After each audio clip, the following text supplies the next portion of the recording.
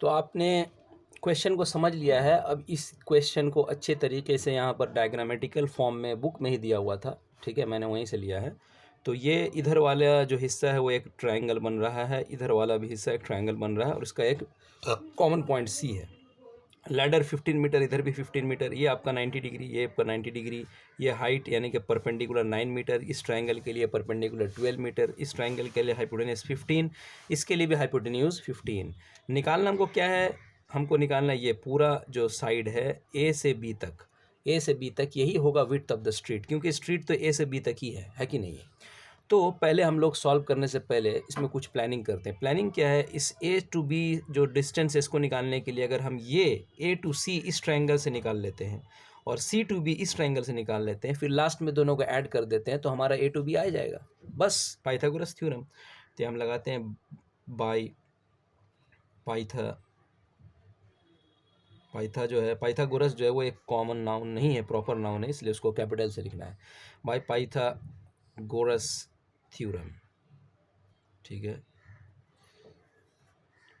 अब देखिए पहला ट्रायंगल मैं लेता हूँ ए सी डी, है ना, ए सी डी, तो यहाँ लिखता हूँ इन ट्रायंगल ए सी डी। क्यों ऐसा कर रहा हूँ, क्योंकि यहाँ दो ट्रायंगल्स है इसलिए in triangle A C D.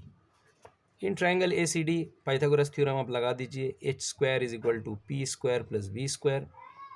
H आपका है हाइपोटेन्यूज यानी कि जो है 15 का स्क्वायर, वैल्यू पुट कर दीजिए। पी है परपेंडिकुलर यानी कि ये 9 का स्क्वायर, और बी आपको पता नहीं है, बी है आपका ए सी, बी क्या है जी है, बी ए सी है, तो आप उसको लिख दीजिए ए सी का स्क्वायर, ठीक है। समझ में आई बात।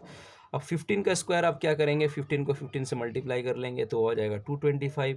9 का स्क्वायर 9 9 ज़ा 81 होता है, 9 2 ज़ा कभी नहीं करना है। अक्सर लोग क्या करते हैं 15 2 ज़ा 30 लिख देते हैं, ये नहीं, ये एक ब्लंडर है, ये ऐसी गलती है जो आपको नहीं करना चाहिए, ठीक है। अब ये जो है इसको इधर भेज देंगे तो 225 माइनस 81 हो जाएगा ए सी स्क्वायर, क्योंकि इधर जब जाएगा तो ये प्लस से माइनस बन जाएगा।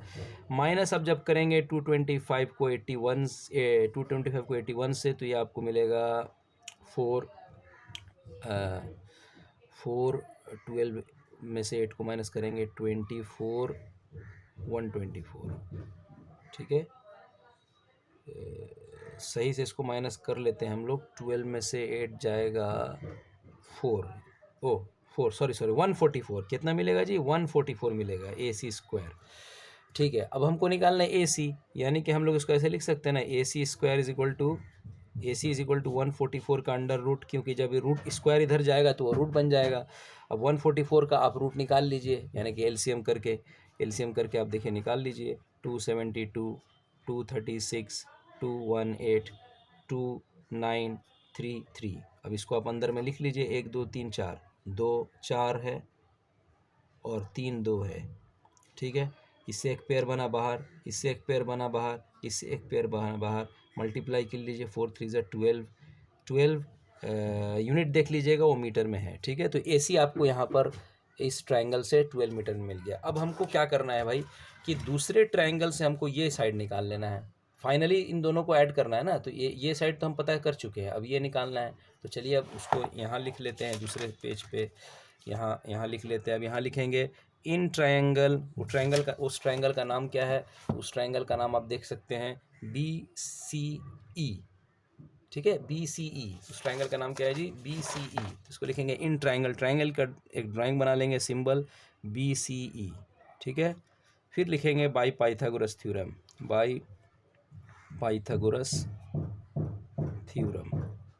अब यहाँ पाइथागोरस थ्योरम फिर लगाते हैं तो H square is equal to P square plus B square.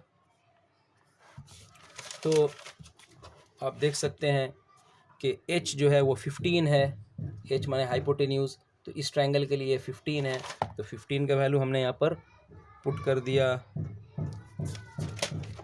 और p परपेंडिकुलर जो है वो 12 है, तो यहाँ 12 का वैल्यू जो है हमने पुट कर दिया, और बेस जो है वो BC है। बेस क्या है जी, BC है, बेस BC है ना, साफ समझ में आ रहा है आपको, देखिए बेस BC है, तो बेस B के जगह पर हमने यहाँ लिख दिया BC स्क्वायर।